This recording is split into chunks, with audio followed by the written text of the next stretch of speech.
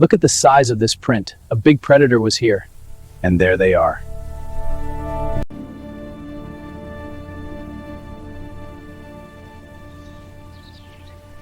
Deep in the heart of the African savanna, where the heat ripples off the horizon and the silence is only broken by the dry rustle of golden grass, a story was born that defies every law of the wild. It began with a choice, a decision made by wildlife conservationist Marcus Webb that most would call madness. Marcus had been tracking a pride for days when he found him, a massive male lion, a king of the plains, reduced to a heap of golden fur and desperation. The lion was caught in a poacher's steel cable snare, the wire biting deep into his front paw. He had been trapped for 3 days. He was dehydrated, exhausted, and dying, yet even in his weakened state, he remained the most dangerous predator on Earth. Every survival instinct told Marcus to turn away, to let nature or the scavengers take their course. But as he looked into those amber eyes, he didn't see a killer. He saw a soul pleading for a second chance. The rescue began in a tense, suffocating silence. Marcus knew that a single misstep, a single flash of the lion's remaining strength would be the end. He knelt in the dust, just inches away from the massive jaws. The air was thick with the scent of sun-baked earth and the musk of a predator. With trembling fingers, Marcus reached out.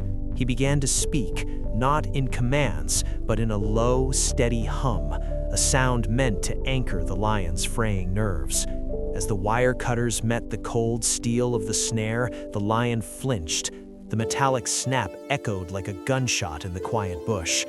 For a heartbeat, time stopped. The lion bared his teeth, his breath hot and heavy against Marcus's cheek. They were eye to eye, two different worlds colliding in a space smaller than a foot. But instead of striking, the lion did something extraordinary. He closed his eyes. He chose to trust. One by one, the strands of the cable gave way. With the final snap, the pressure that had been crushing the lion's spirit for days vanished. Marcus sat back in the grass, his heart hammering against his ribs, watching as the great beast slowly retracted his paw. There was no roar of gratitude, no cinematic embrace. There was only a long, shared breath between a man who had risked everything and a king who had been given back his crown.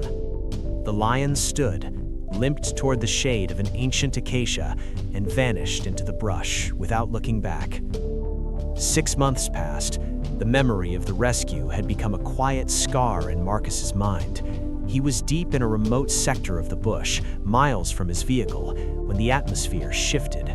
The birds went silent. The wind died. From the shadows of the tall grass, 3 young nomadic lions emerged. They weren't looking for a scrap. They were hunting. Marcus was alone, unarmed, and surrounded. He backed away slowly, but the circle was closing.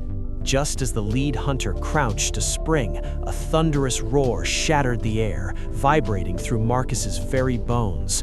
Out of the thicket charged a massive male with a familiar silhouette. He didn't attack Marcus. He stood directly in front of him, facing down the intruders. His presence was an impenetrable wall of golden muscle and fury. The younger lions, sensing a power they couldn't match, retreated back into the shadows. The great lion turned. He didn't growl, he didn't move. He simply looked at Marcus with those same amber eyes, clearer now and full of fire. In that look, there was a recognition that transcended language. Nature is often thought of as a place of cold survival, but that day, it proved it has a memory. A debt was owed, and a debt was paid. As the lion walked back into the wilderness, Marcus realized that he hadn't just saved a life 6 months ago, he had forged a bond with the wild that would guard him forever. Because in the savanna, kindness is a seed that grows into a shield.